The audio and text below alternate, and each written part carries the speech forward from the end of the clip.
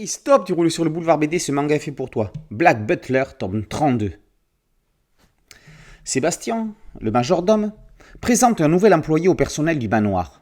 Celui qui supervise les tâches de la maison pendant les congés de l'intendant Monsieur Tanaka affecte le nouvel arrivant au poste de chef cuisinier. Bardor, c'est son nom, ça n'étonne. Recruté parce qu'il était un mercenaire aguerri, le soldat américain est surpris de se retrouver à ce travail. Pour Sébastien, il est prioritaire de rehausser le prestige et la grandeur de Phantom Eve. Piqué par une réflexion du jeune Ciel qui aurait préféré un chef français ou italien, Bardor accepte de relever le défi. Si sur le champ de bataille il peut tout réduire en cendres, il ne devra pas faire ça dans les cuisines. C'est parti pour une formation accélérée, aidé par le majordome. Perturbé par son passé, le soldat parviendra-t-il à répondre aux attentes ? Si Bardor a été recruté à ce poste, bien que monsieur le maître des lieux n'aime pas beaucoup les mondanités et n'organise donc jamais de banquet pour un grand nombre d'invités, c'est parce qu'il faut là quelqu'un capable de diriger ses subordonnés comme un commandant, pour leur faire aligner les plats sur la table au moment prévu, comme sur un champ de bataille. Bardor va mettre du cœur à l'ouvrage pour répondre aux attentes. Ça ne sera pas évident. Le premier poulet sera cramé. Avec une rigueur militaire, l'homme va apprendre, il va devoir composer avec son passé qui peu à peu va ressurgir. Son passé professionnel évidemment, mais sa vie de famille également. Quelle était sa vie d'avant ?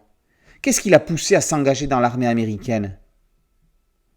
Yana Toboso renouvelle l'univers de Black Butler en introduisant un nouveau personnage aux blessures secrètes.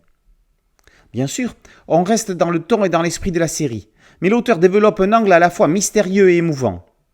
Les visions cauchemardesques de Bardor sont-elles des réminiscences du passé ou des délires post-traumatiques dus à la guerre ? On apprendra rapidement que ce sont les deux. L'auteur n'en oublie pas l'humour, avec un tacle au machisme. Tout d'abord, c'est une erreur de faire travailler un homme en cuisine. Cuisiner et nettoyer, ce sont des tâches pour les femmes, dénonce Bardor. Sébastien, très avant-gardiste, le remet aussitôt à sa place. Dire que le 19e siècle est bientôt fini, vous avez encore des idées si réactionnaires. La force de Black Butler est d'être une série polycéphale. Elle entre dans tous les genres en ne se figeant dans aucun. Fantastique ? Oui et non. Mystérieuse ? Oui et non. Du quotidien ? Oui et non. Émouvante ? Oui, sans conteste. Black Butler tome 32 par Yana Toboso et paru aux éditions Kana.